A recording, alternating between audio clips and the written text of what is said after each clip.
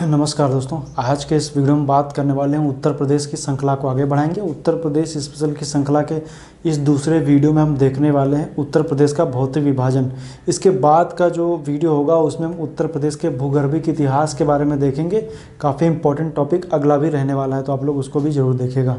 तो ये देखते हैं, श्रृंखला काफ़ी तेज़ी से आगे बढ़ेगी और इसमें हम उन सभी टॉपिकों को कवर करेंगे जो खास तौर पर उत्तर प्रदेश में आने वाले सभी कॉम्पिटिटिव एग्जाम को ध्यान में रखते हुए और साथ साथ यूपी पीसीएस के मेंस में जो 2 पेपर जो यूपी स्पेशल के उनको भी ध्यान में रखते हुए ये श्रृंखला शुरू की गई है। तो वो भी टॉपिक इसमें कवर किए जाएंगे। तो आप लोग अगर जो आपको कुछ लोग कमेंट कर रहे थे कि इसके अकॉर्डिंग शुरू कर दीजिए या इस एग्ज़ाम के अकॉर्डिंग, तो यूपी स्पेशल जिसमें भी आता है उन सभी एग्जामों में इससे प्रश्न आपको देखने को मिलेंगे ही। तो आइए देखते हैं यूपी स्पेशल। आज हम बात करेंगे उत्तर प्रदेश का भौतिक विभाजन। देखिए, किसी भी देश का भौतिक विभाजन, किसी देश या क्षेत्र का जो विभाजन होता है वो 2 तरीके से होता है। एक होता है राजनीतिक विभाजन, एक होता है भौतिक विभाजन। राजनीतिक विभाजन उसकी एक क्या होती है, किसी राज्य के द्वारा खींची गई सीमाएँ होती हैं, जिससे उसके क्या होता है कि उसकी सीमा का निर्धारण किया जाता है जो राजनीतिक तौर पर होता है। लेकिन जो भौतिक विभाजन होता है वो भौतिक विभाजन भौतिक तत्वों के आधार पर किया जाता है। जैसे हो सकता है कि कोई पर्वतीय क्षेत्र के आधार पर या कोई रेगिस्तानी क्षेत्र के आधार पर, पठार के आधार पर, मैदान के आधार पर और वहाँ के इन सब के आधार पर क्या किया जाता है कि उसका भौतिक विभाजन किया जाता है, भौतिक तत्वों के आधार पर। लेकिन जो राजनीतिक विभाजन होता है वो जो राजनीतिक तत्वों के आधार पर किया जाता है। मतलब कि जो आप ये मैप देखते हैं वो यूपी के क्या है, एक पॉलिटिकल मैप है। ये क्या है, यूपी को दर्शा रहा है। ये यूपी का पॉलिटिकल मैप है। इस पॉलिटिकल मैप में जब और डिवीज़न हम देखेंगे तो हम क्या करेंगे, यहाँ के ज़िलों के बारे में हम देखेंगे, यहाँ की तहसीलों के बारे में और सब कह सकते हैं मंडल के बारे में। ये सब का ये एक राजनीतिक विभाजन होता है। लेकिन जब हम बात करेंगे भौतिक विभाजन, तो भौतिक विभाजन में उत्तर प्रदेश की देखेंगे तो इसको मुख्य रूप से 4 पार्ट में डिवाइड करेंगे।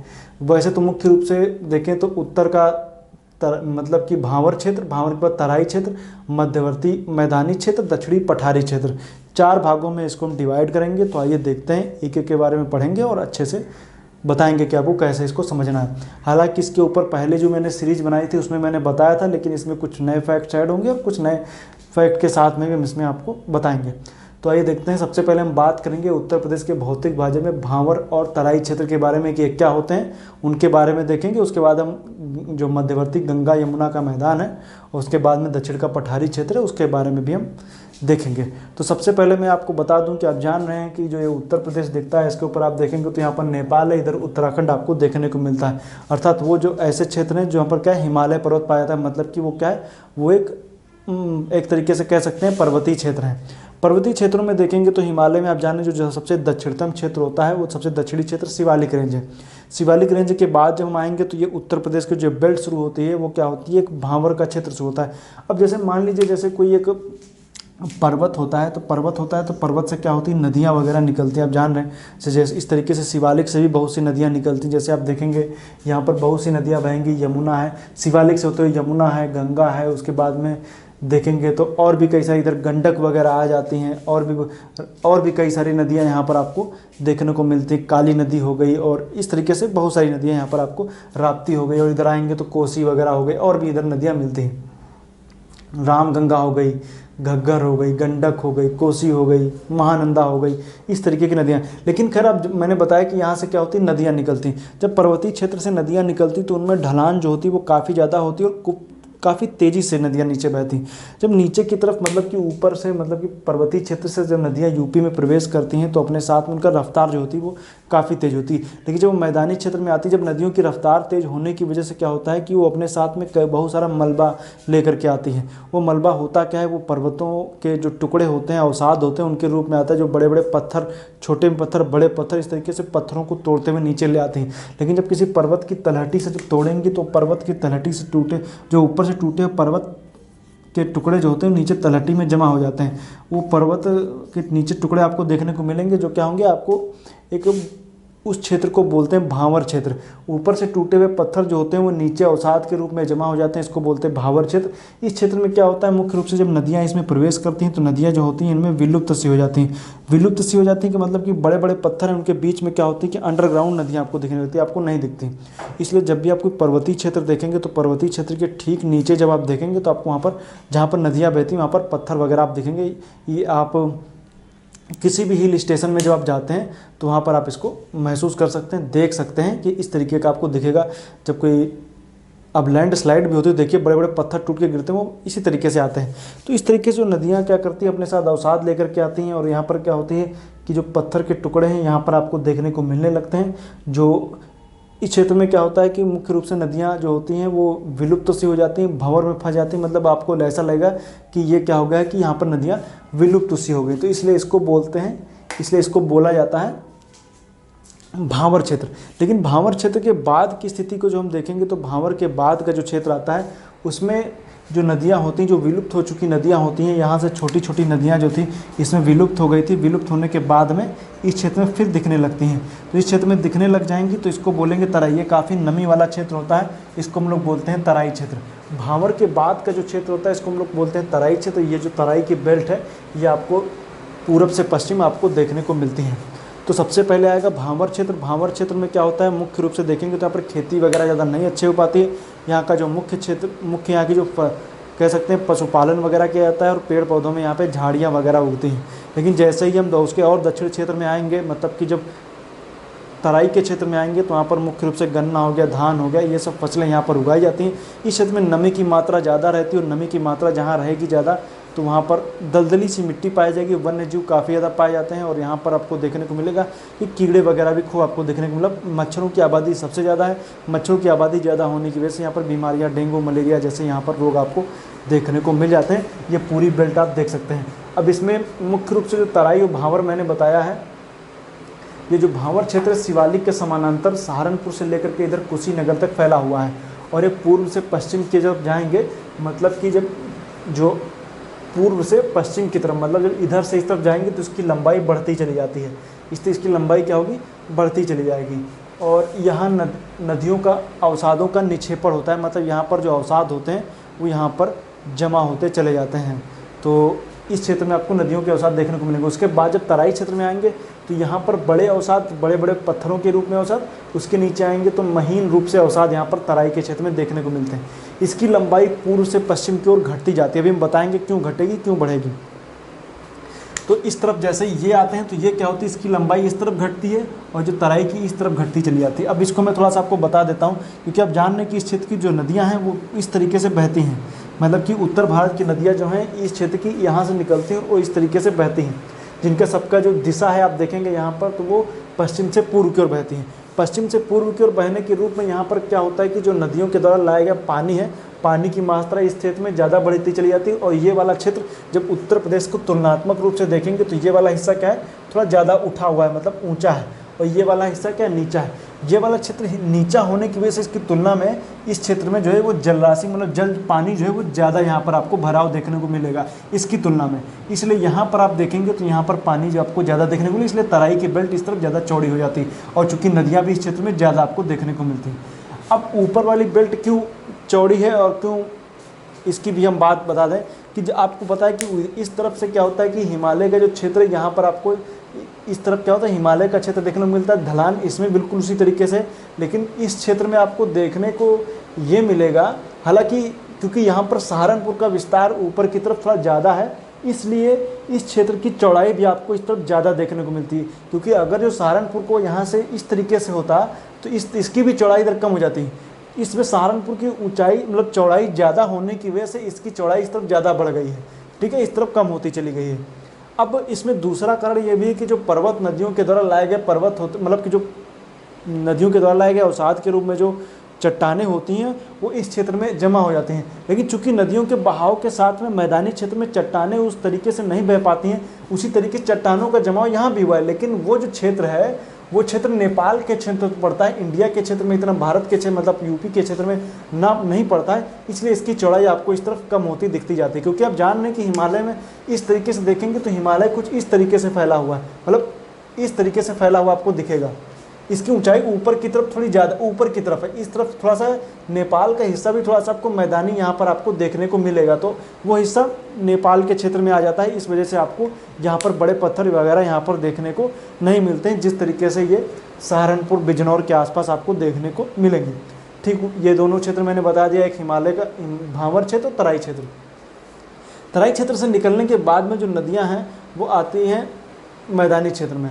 मैदानी क्षेत्र में जब हम इस क्षेत्र को देखेंगे तो यहाँ पर मुख्य रूप से इसका विस्तार इस तरफ देखें तो यहाँ पर जो नदी बहती है वो है यमुना। यमुना से लेकर के बॉर्डर पे बहती नदी जिसका नाम है गंडक। तो गंडक से लेकर के इस क्षेत्र में जो क्षेत्र यहाँ तक ये पूरा इस मैदान का विस्तार पाया जाता है, जिससे हम कह सकते हैं कि गंगा यमुना का क्षेत्र हम कह सकते हैं, मैदानी क्षेत्र इसको हम कह सकते हैं, क्योंकि गंगा का पूरा यहाँ तक पूरा मैदान ये पाया जाता है। अब इसमें भी मुख्य रूप से वैसे तो ये जो मैदान का निर्माण हुआ है मुख्य रूप से कह सकते हैं कि नदियों के द्वारा लाए गए अवसादों के रूप में हुआ, अवसादों से हुआ है। इसमें यहाँ की जो मिट्टी है, मिट्टी जो पाई जाती है मुख्य रूप से दो तरीके की मिट्टी है। यहाँ की जो मिट्टी पाई जाती है दो तरीके की मिट्टी है, जिसमें हम एक कहते हैं खादर, एक होती है बांगर। खादर और बांगर में मुख्य रूप से डिफरेंस यही है कि जो खादर होती है वहाँ पर वो बाढ़ मैदान का क्षेत्र होता है, जहाँ पर हर वर्ष क्या होती है, बाढ़ आती है और वहाँ पर नदियाँ जो हैं वो अपना पानी के साथ में अपनी मिट्टी वगैरह लाती रहती हैं, इस वजह से उसको बोलते हैं खादर। और बांगर जो होती है ऊसर मृदा होती है, जहाँ पर नदियों के जो एक तरीके से कह सकते हैं कि जो नदियों का जो बहाव या बाढ़ का पानी वहाँ तक नहीं पहुँच पाता है, उसको हम लोग बांगर बोलते हैं। खादर में कह सकते हैं कि जो वहाँ की मृदा जो होती है काफ़ी उपजाऊ होती है। बांगर में आपको केमिकल का यूज करके खेती वगैरह की जाती है। जैसे आपके क्षेत्र में अगर जो बाढ़ नहीं आ रही होगी तो आपको देखने को मिलेगा कि वहाँ पर क्या है कि पुरानी मिट्टी है, यूरिया वगैरह हो गई, DAP हो गई और भी अन्य अन्य तरीके के जो जैविक कह सकते हैं एक तरीके से खाद का इस्तेमाल वगैरह किया जाता है, जिनसे खेती वगैरह की जाती है। तो आप लोग ये याद रखिएगा, खेती वगैरह जो की जाती है उसके पीछे भी आप देखेंगे मुख्य रूप से, लेकिन इसके नुकसान और फ़ायदे भी हैं। धान की फसल आएगी भी, बाढ़ आएगी तो आपको देखने को मिलेगा तराई के क्षेत्र के धान की फसल पता चलेगा कि ख़त्म हो गई, तो उसका एक अलग नुकसान है। और इस क्षेत्र में क्या होता है कि यहाँ पर बाढ़ का पानी तो नहीं पहुँच पाता है, लेकिन यहाँ पर उसी मात्रा में आपको केमिकल का यूज करना पड़ेगा और भी एक तरीके से खाद वगैरह, रासायनिक खाद और जैविक खाद का यूज आपको यहाँ पर करना पड़ता है। तो इसका विस्तार मैंने आपको बता दिया है। पश्चिम में यमुना से पूर्व में गंडक नदी तक इसकी सीमा बनाती है, इसका विस्तार है इस मैदान का। इस जो ये पूरा मैदानी क्षेत्र आपको दिखता है। अब चूँकि नदियों को मैंने बताया कि यहाँ पर ये नदियाँ बहती हैं, नदियाँ इनको बहने का मुख्य कारण मैंने पहले ही बताया है कि नदी के बहने का मुख्य कारण होता है कि नदी अपने आधार तल को प्राप्त करना चाहती, धीरे धीरे उसको काटती रहती है। और आसपास के क्षेत्रों में कहीं से जो कटान होती है तो नदियों के द्वारा तलहटी को जो कटान होती है, उस कटान से जो मिट्टी होती है वो कहीं पे ले जाकर के बाढ़ के रूप में कहीं और दूसरी जगह पर उसको डिपॉजिट कर दिया जाता है। तो आप खास कर तौर पे उत्तर के भारत के क्षेत्र में आप चाहे एग्जाम्पल के तौर पर आप गोरखपुर का क्षेत्र ले लीजिए या प्रयागराज के आसपास का, गंगा के आसपास का जो गंगा यमुना के आसपास का क्षेत्र लेंगे, यहाँ पर बाढ़ वगैरह खूब आती है, क्योंकि गंगा नदी का जैसे स्तर बढ़ता है आसपास के क्षेत्र डूबने लग जाते हैं। और इधर गोरखपुर के आसपास का क्षेत्र ले लीजिए, बलिया ले लीजिए, इन सब क्षेत्रों में आपको देखने को मिलेगा कि बाढ़ खूब आती हैं। खास करके मुख्य रूप से आपको तराई के बेल्ट में ये चीज़ें ज़्यादा मिलेंगी, क्योंकि आप देखेंगे तो ये कुछ इस तरीके से, अगर इसको आप ऊर्ध्वाधर रूप से देखें तो आपको कुछ इस तरीके से मिलेगा। सबसे पहले क्या है, सबसे पहले आपको देखने को मिलेगा कि ये पर्वत है, पर्वत के बाद ये आप आएंगे तो ये वाला हो गया, ये तराई की बेल्ट हो गई, ये इस तरीके से तराई की बेल्ट, ये हो गया मैदानी क्षेत्र। दक्षिण का फिर ये पठारी क्षेत्र है। तो इस तरीके से कुछ आपको उत्तर प्रदेश देखने को मिले। दक्षिण का हिस्सा क्या है, लगभग 300 मीटर क्या है वो औसत ऊंचाई पाई जाती है। तो ये वाला क्षेत्र आप समझ गए, तराई क्षेत्र समझ गए, भावर समझ गए, भावर तराई के बाद मैदानी क्षेत्र मैंने बता दिया। और मैदानी क्षेत्र में भी आपको डिवीज़न करेंगे तो कई सारे डिवीज़न आपको देखने को मिलते हैं। आप गंगा यमुना के बीच के दोआब का क्षेत्र ले सकते हैं, और इधर आप देखें तो गंडक का क्षेत्र आप ये देख सकते हैं। उसके बाद यहाँ पाएंगे तो घाघरा जो घग्गर नदी बहती उसका क्षेत्र देख सकते हैं। दक्षिण का पठारी क्षेत्र है, दक्षिण का जो पठारी क्षेत्र है वो दक्षिण भारत के मतलब कि जो प्रायद्वीपीय भारत है उसकी उत्तरतम सीमा है, और उत्तर प्रदेश की दक्षिणतम सीमा है। शब्दावलियों में थोड़ा सा डिफरेंस हो सकता है, लेकिन आप जिस तरीके से समझेंगे तो आपको अच्छे से चीज़ें समझ में आ जाएंगी। जो प्रायद्वीपीय भारत है, प्रायद्वीपीय पठार जो भारत का प्रायद्वीपीय पठार, उसकी उत्तरी सीमा दक्षिणी उत्तर प्रदेश है। मतलब ये यहाँ से लेकर के पूरा दक्षिण भारत तक ये पठारी क्षेत्र पाया जाता है। यहाँ की जो औसत ऊंचाई है वो करीब 300 मीटर पाई जाती है। इस क्षेत्र में देखेंगे तो बारिश थोड़ा कम होती है, बारिश कम होने की वजह से, और थोड़ा यहाँ पर लाल मिट्टी थोड़ी ज़्यादा पाई जाती है, इस वजह से यहाँ पर थोड़ा दलहनी फसलें थोड़ा ज़्यादा की जाती है, जैसे चना हो गया, अरहर हो गई, ये सब चीज़ें यहाँ पर थोड़ा ज़्यादा की जाती हैं। इस क्षेत्र में प्रमुख नदियाँ हैं, चंबल है, बेतवा है, केन है, और यहाँ पर देखेंगे सोन जैसी नदियाँ यहाँ पर बहती हैं। और उन नदियों की वजह से वो नदियाँ क्या करती हैं, इस दक्षिणी क्षेत्र के जो पठारी क्षेत्र है इसको काट करके दक्षिण के पठारी क्षेत्र को काट करके यहाँ पर बहुत से जो है अवनालिका का मतलब कि बीहड़ों का निर्माण कर देती हैं। क्योंकि मैंने बताया जब कोई पठारी क्षेत्र होता है, अब चूंकि ये कोई पठारी क्षेत्र है, इसमें नदियाँ बह रही हैं, तो नदियाँ बहती हैं तो नदियों की कई सारी शाखाएँ बन जाती हैं। जब शाखाएँ बनती हैं तो क्या करती हैं, नदियाँ धीरे धीरे अपने नीचे की तरफ, जैसे मान लीजिए कोई नदी बह रही, यहाँ पे कोई नदी बह रही, वो धीरे धीरे क्या करेगी, अपने नीचे की ओर कटान करेगी। तो नीचे की ओर कटान करेगी तो एक मान लीजिए एक धारा यहाँ बह रही थी, एक यहाँ बह रही थी, तो एक घाटी यहाँ बन गई और दूसरी घाटी यहाँ बन गई, और ये क्या हुआ, ये आपको खड़ी पर्वत के जैसे आपको दिखेगा। तो इस वजह से क्या होता है, ये क्या हो, अवनालिका अपर्दन इसको बोलते हैं।